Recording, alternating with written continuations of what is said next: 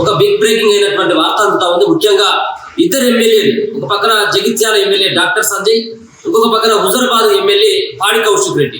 చాలా సందర్భాల్లో చూడడం జరిగింది. పాడి కౌశిక్ రెడ్డి యొక్క వ్యవహార శైలి అస్సలు బాగుండట్లేదు. ఒక పక్కన నోటి దురుస్తుతోటి ఇష్టం వచ్చినట్టుగా మాట్లాడుతున్నటువంటి మాటల వరకే పరిమితమైనటువంటి పాడి కౌశిక్ రెడ్డి యొక్క వ్యవహారం ఈ రోజు ఉమ్మడి కరీంనగర్ జిల్లాలో జరుగుతున్నటువంటి సమీక్ష సమావేశంలో ఒక ఎమ్మెల్యే పైన, తోటి ఎమ్మెల్యే అయినటువంటి డాక్టర్ సంజయ్ పైన చేయి వేసుకున్నటువంటి ప్రయత్నం చేయడం జరిగింది. నెట్టేసేటువంటి ప్రయత్నం కూడా చేసినటువంటి సిచ్యువేషన్ కనబడతా ఉంది. మనకు విజువల్స్ లో కూడా ఒక స్పష్టంగా కనబడతా ఉంది. దాంట్లో ముఖ్యంగా పాడి కౌశిక్ రెడ్డి ఆయన మీదికి దూసుకు వెళ్ళినటువంటి సిచ్యువేషన్ కనబడతా ఉన్నది. ఒకవేళ కనుక ఆయన అడ్డుకున్నట్టు అయితే మిగతా సంబంధించినటువంటి 10 మంది ఎమ్మెల్యేలు సైతం కూడా ఆ యొక్క సమీక్ష సమావేశంలో పాల్గొనడం జరిగింది. 3 మంత్రులు సైతం కూడా ఆ సమీక్ష సమావేశంలో పాల్గొనడం జరిగింది.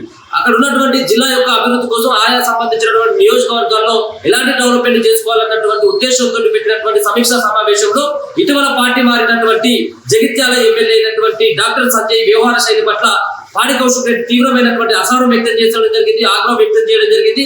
ఒక పక్కన దూసుకొచ్చి ఆయన మీదకి కొట్టేటువంటి ప్రయత్నం కూడా చేయడం జరిగింది. ఎందుకంటే ఆయన బీఆర్ఎస్ పార్టీలో గతంలో గెలవడం జరిగింది. జగిత్యాల ఎమ్మెల్యేగా డాక్టర్ సంజయ్ బీఆర్ఎస్ పార్టీలో గెలవడం జరిగింది. ఇటీవలనే కొన్ని అనివార్య పరిస్థితుల నేపథ్యంలో ఆయన కాంగ్రెస్ పార్టీలో చేరడం జరిగింది. సో అప్పటి నుంచి కాంగ్రెస్ పార్టీ వ్యవహార శైలి పట్ల, అలాగే పార్టీ మారినటువంటి వ్యక్తుల పట్ల ఇప్పటికే కోర్టులో పిటిషన్లు వేయడం జరిగింది. ఒక పక్కన హైకోర్టును కూడా బీఆర్ఎస్ పార్టీ శ్రేణులు కూడా ఆశ్రయించడం జరిగింది. ఒక పక్కన ఆతతంగా నడుస్తూ ఉంటాయి. కాసేపు క్రితమే పాడి కౌశిక్ రెడ్డి బయటకు వచ్చి మాట్లాడుతున్నటువంటి అంశం, పార్టీ మారినటువంటి 10 మంది ఎమ్మెల్యేలు ఎవరైతే ఉన్నారో వాళ్ళకి సంబంధించినటువంటి వాళ్ళ మీద కూడా యాక్షన్ తీసుకునేందుకు నేను సిద్ధంగా ఉన్నాను. వాళ్ళ అవసరం అయితే వాళ్ళు ఎక్కడ ప్రోగ్రామ్స్ పెట్టే కానీ వాళ్ళని నేను ఖచ్చితంగా అడ్డుకునేటువంటి ప్రయత్నం కూడా చేస్తానని చెప్పేసి తీవ్రంగా హెచ్చరిస్తా ఉన్నాడు. నువ్వు మొగలు ఏదైతే ఉంటే కన్ఫామ్ గా మీరు రాజీనామా చేసి గెలవండి అని చెప్పేసి కూడా ఆయన బయటకు వచ్చి మాట్లాడుతున్నటువంటి మాటలు కూడా చూసుకోవచ్చు. ఒక పక్కన వాళ్ళని తీవ్రంగా హెచ్చరిస్తా ఉన్నారు.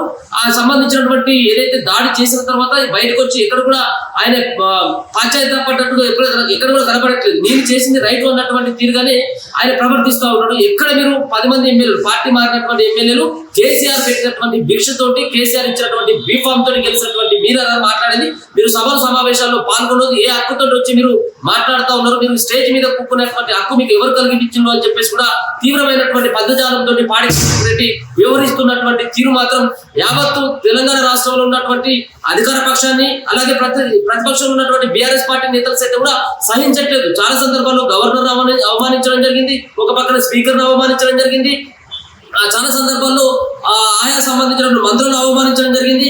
ఇప్పుడు నేరుగా ఒక తోటి ఎమ్మెల్యే అయినటువంటి డాక్టర్ సంజయ్ సైతం కూడా కొట్టేందుకు, ఆయన పైన దాడి చేసేందుకు ప్రయత్నించినట్టే పాడి కౌశిక్ రెడ్డి యొక్క వ్యవహారం ఏ విధంగా మితిమీరిపోతుందో మనకు స్పష్టంగా అర్థమైతా ఉంది. ఒక తోటి ఎమ్మెల్యేల పైన మరొక ఎమ్మెల్యే అయినటువంటి వ్యక్తి ఇలా దాడి చేయడం ప్రజాస్వామ్యానికి విరుద్ధం అని చెప్పేసి కూడా రకరకాలైనటువంటి కామెంట్ కూడా వినబడతా ఉంది. పాడి కౌశిక్ రెడ్డి వ్యవహారం ఇప్పటికైనా మార్చుకోకపోయినట్లయితే ఖచ్చితంగా బీఆర్ఎస్ పార్టీ నేతలకు సైతం కూడా మేము బుద్ధి చెప్తామని చెప్పేసి కాంగ్రెస్ పార్టీ వాళ్ళు కూడా మరి హెచ్చరిస్తున్నటువంటి సిచ్యువేషన్ కనబడతా ఉంది. మరి ఈ యొక్క గొడవ ఎక్కడి వరకు దారితీస్తుంది, ఏం జరుగుతుంది అనేది కూడా మనం చూడాల్సినటువంటి అంశం. చూస్తూ ఉన్నాం కదా, మనకు లైవ్ లో మనకు విజువల్స్ కూడా కనబడతా ఉంది. వాటి ఒకసారి చూసేటువంటి ప్రయత్నం చేద్దాం.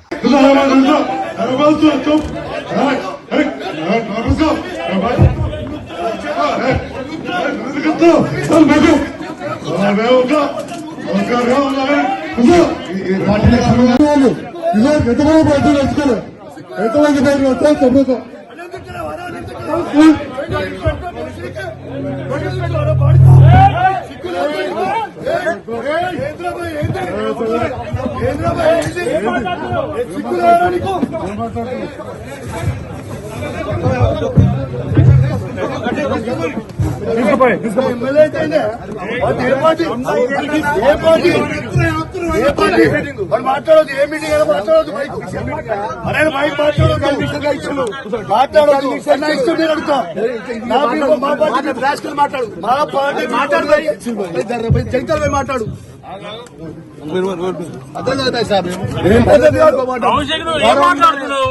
ఎందుకు మాట్లాడదు, అరే ఎందుకు మాట్లాడదు, ఆయన ఏ పార్టీలో గెలిచింది, ఏ పార్టీలో గెలిచింది,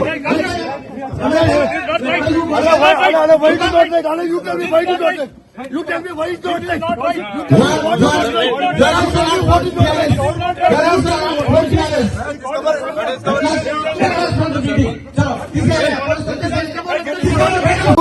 కొడుకులతో కూడా మైక్ ఇచ్చి మాట్లాడిస్తారు. మీటింగ్ అయిపోయింది.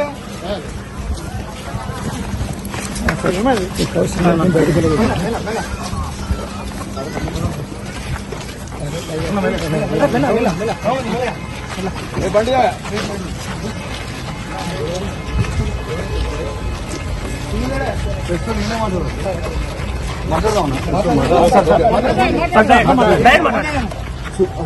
ఇవాళ కరీంనగర్ జిల్లాలో రైతులకి రైతు భరోసా 15,000 ఖచ్చితంగా మీరు ఇయ్యాలి. పోయిన 2 సీజన్లు మీరు రైతు భరోసా ఇయ్యలేదు అని ఇలా కరీంనగర్ జిల్లాలో ఉమ్మడి కరీంనగర్ జిల్లాలో రైతుల పక్షాన తెలంగాణ రైతుల పక్షాన మేము దాంతో పాటు ఇలా రుణమాఫీ నా హుజురాబాద్ నియోజకవర్గంలో కేవలం 50% మాత్రమే అయింది. ఇంకా 50% కాలేదు. నా హుజురాబాద్ నియోజకవర్గంలో రైతులకి రుణమాఫీ చెయ్యాలని నేను డిమాండ్ చేశాను. నా దళిత కుటుంబాలకి శాచ్యురేషన్ మోడ్ లో 18,500 కుటుంబాలకి మేము దళిత బంధు ఇస్తే 2వ విడత దళిత బంధుని వీళ్ళు ఇయ్యకుండా మా దళితులకి ఇబ్బంది పెడతా ఉన్నారు. ఇలా ఖచ్చితంగా దళిత బంధు విడుదల చేయమని చెప్తే ఇవ్వడుగుతే 3 మంత్రులు ఎమ్మెల్యేలు అందరూ కూడా మందబలం ఉంది కదా, అధికార బలం ఉంది కదా అని వచ్చి బెదిరించే ప్రయత్నం చేస్తా ఉన్నారు.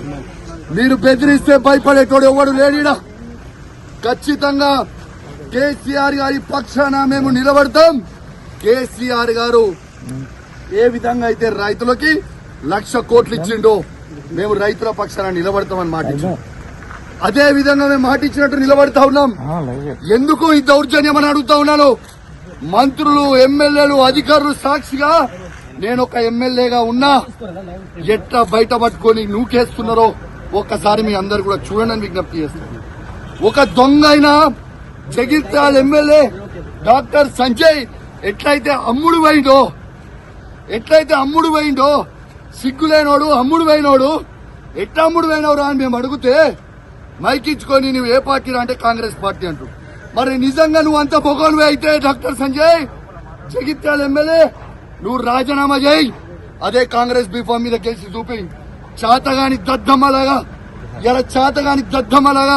కేసీఆర్ గారు పెట్టిన భిక్ష నువ్వు ఎమ్మెల్యేగా ఉండి దీంతో కేసీఆర్ గారిని నువ్వు విమర్శిస్తా ఉంటే, మీరు నోటికి వచ్చినట్టు మాట్లాడుతూ ఉంటే మేము చూసుకుంటా ఊకోవాలని అని మేము అడుగుతా ఉన్నాం. ఖచ్చితంగా నిలదీస్తాం, అడుగడుగున అడ్డుకుంటాం. ఖచ్చితంగా ఇచ్చిపెట్టే ప్రసక్తే లేదు. వాళ్ళు ఖచ్చితంగా ఇవాళ రైతులకి 15,000 రూపాయలు రైతు భరోసా ఇవ్వాల్సిందే. ఇందిరమ్మ ఇల్లు ప్రతి ఒక్కరికి ఇవ్వాల్సిందే. ఇలా వాళ్ళు ఇచ్చిన 6 గ్యారెంటీలు ఇవ్వాల్సిందే.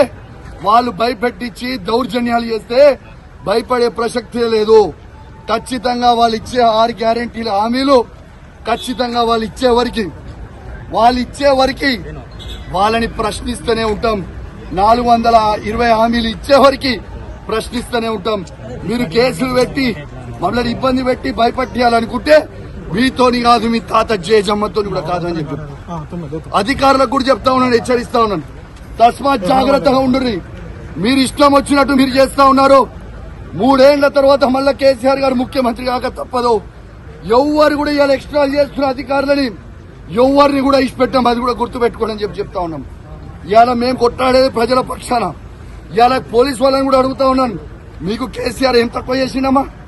మీకు అద్భుతమైన ఫార్చునర్ ఇచ్చిండు, అద్భుతమైన ఇన్నోవాలు ఇచ్చిండు, 5 స్టార్ పోలీస్ స్టేషన్లు చేసిండు, మీ జీతాలు పెంచిండు. ఇవన్నీ మర్చిపోయిరా. మళ్ళా మీకోసం కూడా పోరాటం ఉంటే అన్నం తింటుంటే గట్టిగా దమ్ముంటే కేసీఆర్ గారు పెట్టిన భిక్షని రాజీనామా చేసి కాంగ్రెస్ టికెట్ మీద పోటీ చేయమని గెలుస్తాడో చూద్దాం. అదే జగిత్యాలో అంత పెద్ద మొగోడు అయితే చేయమని చెప్పు. కేసీఆర్ గారికి ఇచ్చిన భిక్షకి సిగ్గు లేకుండా ఇంకా వచ్చి స్టేజ్ మీద కూర్చొని సిగ్గు శరం లజ్జ మానం ఉందా ఆయనకు? అసలు అన్నం తింటున్నా పెండ తింటున్నా. ఆయన ఒక్కనే కాదు, ఉన్న 10 మంది ఎమ్మెల్యేలు కూడా రాబోయే కాలంలో ఎక్కడ కూడా తిరగనీయం. ఇదే విధంగా అడ్డుకుంటాం. నీకు దమ్ముంటే వాళ్ళు మొగోళ్ళే అయితే వాళ్ళని రాజీనామా చేయమని చెప్పు. కేసీఆర్ గారు పెట్టిన భిక్ష అది, రాజీనామా చేయమని.